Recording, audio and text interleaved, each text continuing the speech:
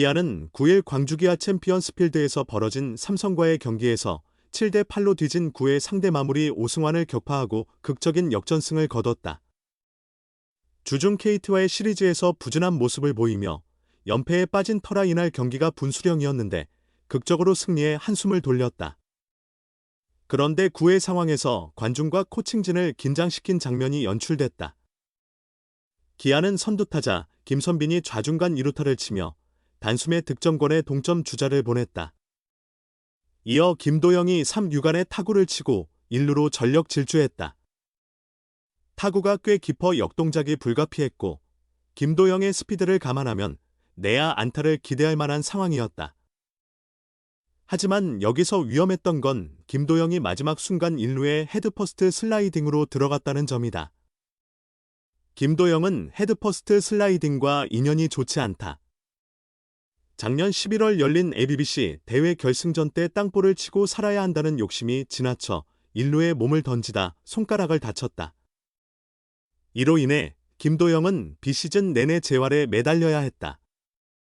시즌 개막에 맞춰 제대로 준비도 못했다. 그래서 기아는 선수단에 헤드퍼스트 슬라이딩 금지령을 내렸다. 1,000만 원의 벌금도 부과하겠다고 경고했다. 심재학 기아 단장은 10일 돈이 문제가 아니라 그 정도 벌금이면 선수들이 시도조차 안 하지 않을까 해서 그렇게 정했다. 100만 원도 아니고 1,000만 원이면 그럴 거라 생각했다며 혀를 내둘렀다. 여기서 김도영의 반응이 심 단장을 난처하게 했다.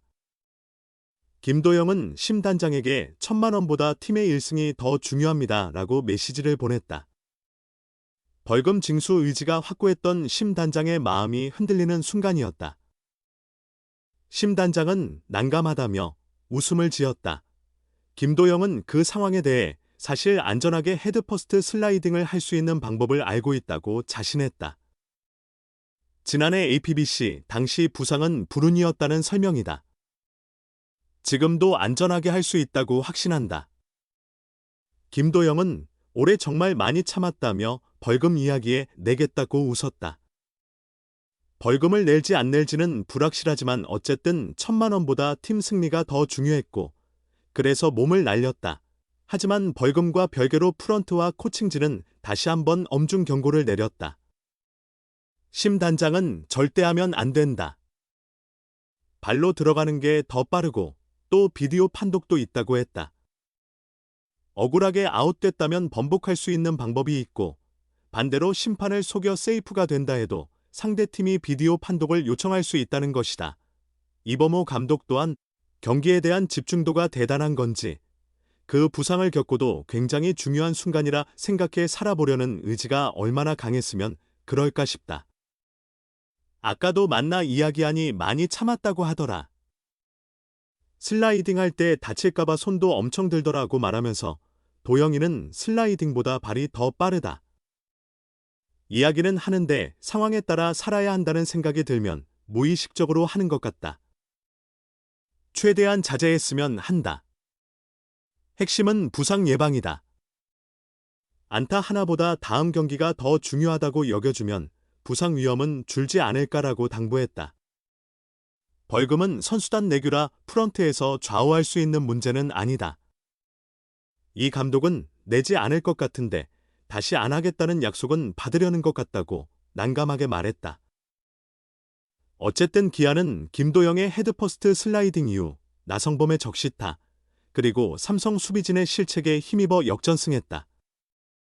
김도영은 마지막에 홈을 밟는 주자가 됐다. 3루에 있던 김도영 아니었나요?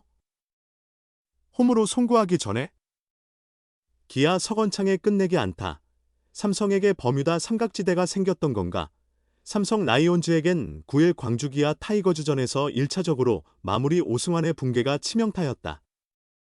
하지만 세세히 들여다보면 8회 8번지 동점이던 9회 말 1-4-1, 3루에서 서건창의 타구에 대한 대응이 아쉬웠다. 공식 기록은 끝내기 안타지만 실상 삼성 수비진의 실책이었다. 서건창의 타구는 중앙 쪽으로 높이 올랐다. 그리고 내야를 살짝 벗어난 곳에 떨어졌다. 이어 이루수 방향으로 굴러갔다. 그럼에도 유격수 이재현이 가장 열심히 쫓아갔다. 이루수 류지혁, 중견수 김지찬도 달려들었다. 최종적으로 김지찬과 이재현이 경쟁했고 류지혁은 약간 뒤처졌다. 결국 이재현이 글러브를 뻗었으나 바로 옆으로 떨어졌다. 수비 전문가 삼성 박진만 감독은 사실상 김지찬의 실수라고 판단했다. 10일 광주 기아전 전 내야수들도 전진 수비를 했던 상황이었다. 외야수도 끝내기 가능성에 대비해 전진 수비를 했다. 그런 뜬공이 나오면 외야수가 잡는 게 당연하죠 라고 말했다. 박진만 감독이 들은 바로는 김지찬이 이재현에게 콜을 했으나 결국 잡지 못했다. 박진만 감독은 그런 상황에선 외야수가 자신 있게 콜하며 잡는 게 기본이라고 했다. 결국 공이 떨어졌고 김도영이 끝내기 득점을 올렸다. 그런데 만약 삼성 야수진이 떨어진 공을 빠르게 주워 홈으로 송구했다면 어땠을까? 하지만 박진만 감독은 공이 떨어질 때 팍 튀는 타구가 아니라 땅에 박히듯 향했다고 했다. 이어 3루에 김도영 있지 않았나요? 홈 플레이 전에 잡았어야죠. 3루 주자를 맞기엔 힘든 상황이었다. 그 전에 해결했어야 했죠 라고 말했다. 결국 타구를 잡는 게 최선이었다는 뜻이다. 공을 놓친 이상 3루 주자가 빠른 김도영이라 홈 승부 확률이 크게 낮아졌고 타구가 크게 튀지 않아 야수가 처리하려면 몸을 숙였다 일어나야 했다. 삼성으로선 어쨌든 공을 잡지 못한 순간 패배나 다름없었다. 기아에겐 약간의 행운이 따른 경기였다. 기아 타이거즈의 천재 타자 김도영 20. 이 관중들의 심장을 쫄깃하게 만드는 위험한 헤드퍼스트 슬라이딩을 선보였다. 8월 9일 광주기아 챔피언스필드에서 열린 2024 K리그 삼성 라이온즈와의 경기에서 4경기 연속 30호 홈런에 도전했으나 성공하지 못했다. 대신 볼넷 2개와 내야 안타 1개를 기록했으며 9회 역전의 발판을 마련한 안타로 끝내기 득점까지 올렸다. 9회 말 공격 7대 8로 뒤진 상황에서 삼성 마무리 오승환이 등판하자 김선빈이 3볼 1스트라이크에서 강력한 스윙으로 좌중간을 가르는 2루타를 쳐냈다. 홈런! 홈런! 열광적인 응원 속의 타석에 들어선 김도영은 사구 커브를 공략했다. 크게 튀어오르며 유격수 깊숙한 곳으로 향한 타구였다. 빠른 주력을 활용해 전력 질주한 뒤 헤드퍼스트 슬라이딩으로 베이스를 먼저 밟았다. 다른 선수라면 아웃될 수 있는 타구였지만 그의 뛰어난 스피드 덕분에 내야 안타가 됐다. 나성범의 동점 적시타에 이어 1-4-1, 3루에서 서건창의 끝내기 안타 때 홈을 향해 전력 질주의 마지막 득점을 올렸다. 기쁨에 겨워 박정우와 하이파이브를 하다 뒤로 넘어지는 코믹한 장면도 연출했다. 김도영은 작년 11월 도쿄돔에서 열린 아시아 프로 챔피언십 APBC 일본과의 결승전에서 9회 내야 땅볼을 치고 병살을 피하려다 헤드퍼스트 슬라이딩을 시도했다가 오른손 손가락 골절상을 입어 4개월간 재활에 전념했다. 박찬호도 시즌 말미에 같은 부상을 당해 헤드퍼스트 금지령이 내려졌고 자체적으로 1,000만 원의 벌금을 부과하겠다는 경고도 있었다. 김도영은 누구나 인정하는 K리그 최고의 타자다. 올해 팀이 선두를 달리는 이유도 그의 활약이 결정적이다. 남은 시즌 정규리그 우승과 통산 12번째 한국시리즈 우승을 노리는 과정에서도 김도영의 역할은 절대적이다.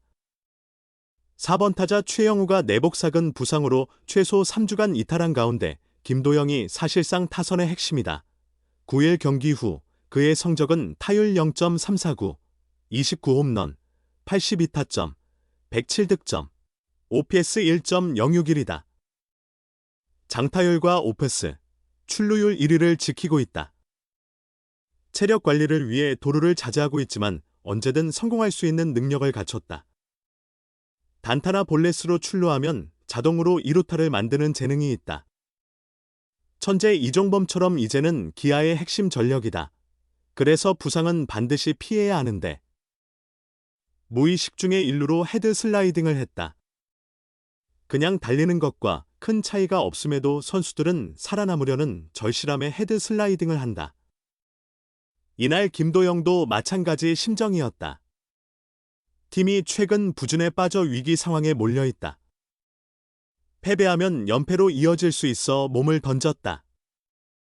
하지만 또다시 부상으로 이어졌다면 기아의 남은 시즌 우승은 힘들어진다. 팬들도 김도영 없는 기아를 상상할 수 없다.